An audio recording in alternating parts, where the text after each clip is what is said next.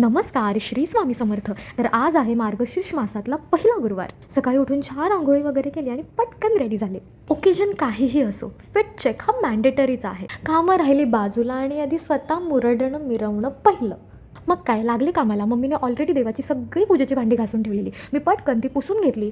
आणि आता येतं सगळ्यात मेन आणि सगळ्यात कंटाळवाणं काम, ते म्हणजे ह्या घरातलं सामान त्या घरात शिफ्ट करणं. बट गाईज, फक्त आता हा एकच आठवडा असा धावपळीचा आहे. नेक्स्ट थर्सडेला आम्ही ह्या घरामध्ये प्रॉपरली शिफ्ट झालेलो असू. त्यानंतर मी पाटाखाली स्वस्तिक काढायला घेतलं. आय डोंट नो वाय, पण मला माझ्या या कलाकारीवरती खूप खूप खूप प्राऊड फील होतं. बिकॉज इतकं परफेक्ट स्वस्तिक काढून होतं ना माझ्या हातून.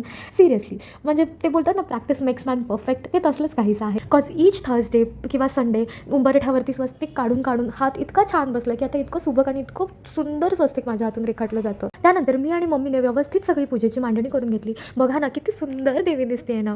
माझ्या मम्मीचं असं म्हणणं आहे की देवी अशीच अगदी सिम्पलच खूप सुंदर दिसते आणि तिला जर का आपल्याला दर्शन द्यायचं असेल तर ती ह्याच रूपामध्ये आपल्याला दर्शन देते. आणि म्हणूनच आम्ही काही मुखवटा वगैरे लावत नाही, अगदी साधं सुधंच देवीला सजवतो आणि त्यातच ती इतकी सुंदर दिसते. मग संध्याकाळच्या वेळी मस्त अंघोळ वगैरे आवरली आणि मग पूजेला लागली. ही काल घेतलेला घंटीचा आवाज किती सुंदर येतोय बघा.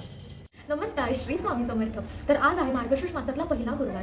माझ्याकडून तुम्हा सर्वांना मार्गशीर्ष मासातल्या पहिल्या गुरुवारच्या खूप खूप खूप शुभेच्छा. आणि महालक्ष्मी तुमच्यावर सदा कृपादृष्टी ठेवो आणि तुमचं घर धनधान्य ऐश्वर्य संपत्तीने सदैव भरलेलं राहू दे, हीच माझी आई महालक्ष्मीची प्रार्थना.